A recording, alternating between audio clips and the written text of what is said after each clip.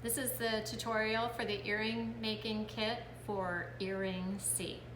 In this kit, you will have 2 pieces of gold fill wire. This is 20 gauge wire. When you're doing earrings, you can use anywhere from 18 to 22 gauge wire. And actually, the higher the gauge, the thinner the wire. So our wrapping wire is going to be 28 gauge wire. And in your kit, you have labradorite. I'm gonna use a sapphire stone here just because it's a little darker, I think, and easier to see.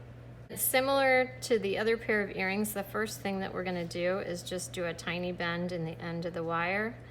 And I'm gonna show you this time, like, okay, I just made it too big because I couldn't bend it over. All you need to do is go in with your trimmers and cut it down a little bit, but keep your bend there.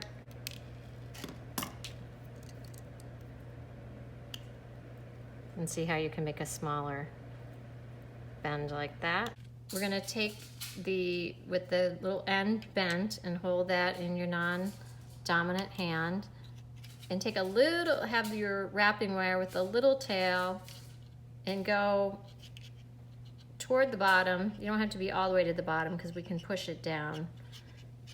And holding this, the whole key here, and you might need to practice a little bit, is pulling it tight. So I'm really holding on to that wire as tight as I can, and then I'm pulling this one around.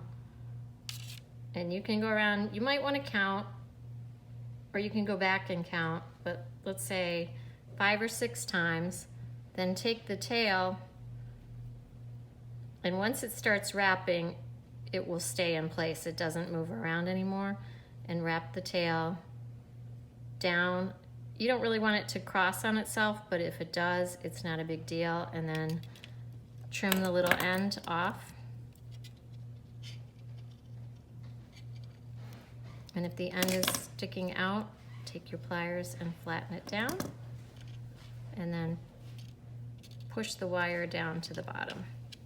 This takes a little practice, so don't get frustrated if it doesn't work the first time. So take your beads. I do one at a time. I just think it's easier. It doesn't get in the way. And this is going to be the front of my earring right here where the piece goes down. So I want the bead on the front of the earring, and then I'm going to take my hand or my fingernail, either way, and I'm holding that bead in place. And I'm wrapping around one time and then one more time. It doesn't matter, you won't even see it if you forget one time and you do it twice, but as a rule, that's good to hold the bead in place. And then do your next bead. You can do a little adjusting at the end, but it's easier to get it right along the way. I'm finishing up the second one, and I'm going to show you a couple things. On this one, I'm doing my final wrap, but I noticed it's turned sideways. So afterward, it's okay to adjust it and kind of move them and pinch them a little with your fingers and even just kind of jiggle them into place. And another thing is, someone had asked me, does it matter which way you wrap? It doesn't, but do it the whole time. So if you start wrapping that direction, just keep going. In fact, sometimes I find it's easier, so you might want to try it in both directions and just see what works for you. And again, I'm just going to look and make sure they're about the same.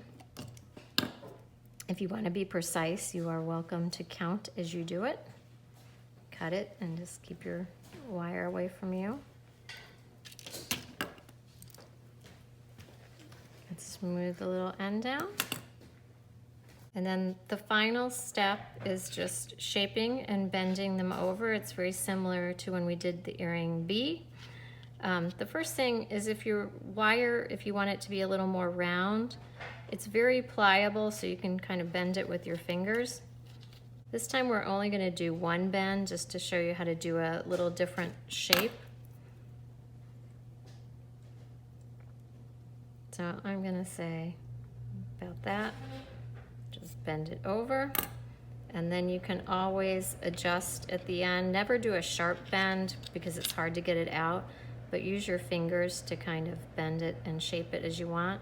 You can do the same thing if your earrings get out of shape. I'm kind of okay on the length of that, but I might want it just a little shorter. So you can trim your ends.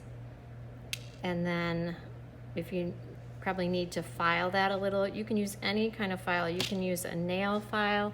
I have a work file, anything that's pretty fine, or even sandpaper, and just sand out your ends. And there you go. I'm gonna trim that one up to match.